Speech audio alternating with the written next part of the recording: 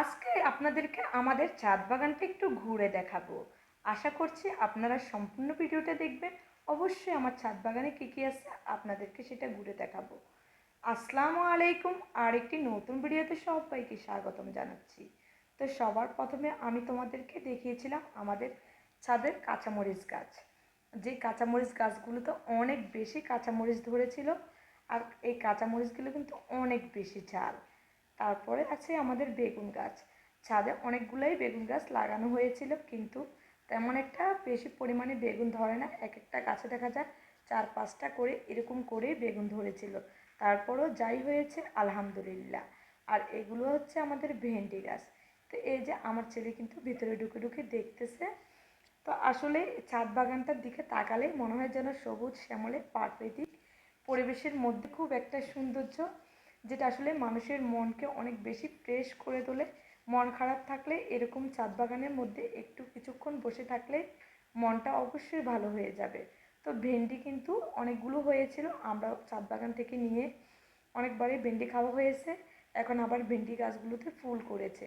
আর এটা হচ্ছে ভেদানাও বলতে পারো তোমরা, অনেকে আমরা এটাকে আনারকল গাছও বলে থাকি। কে কী নামে বলো অবশ্যই কমেন্ট বক্সে বলবে। তো এই যে ভেদানাতে কিন্তু ভেদানা গাছেও ফুল ধরেছে, এখনও ফল কিন্তু আসে নাই।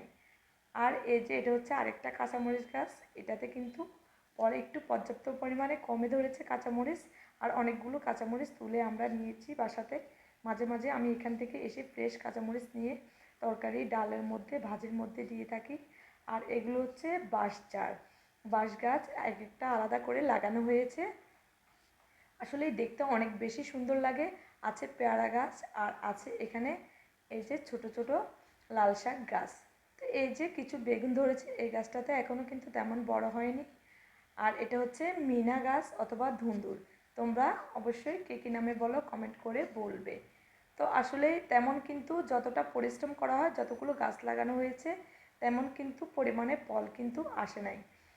জানি না, হয়তো আমাদের চাঁদের মধ্যে অনেক বেশি রৌদ্রের তাপ পড়ার কারণে পর্যাপ্ত পরিমাণে ফল হচ্ছে না।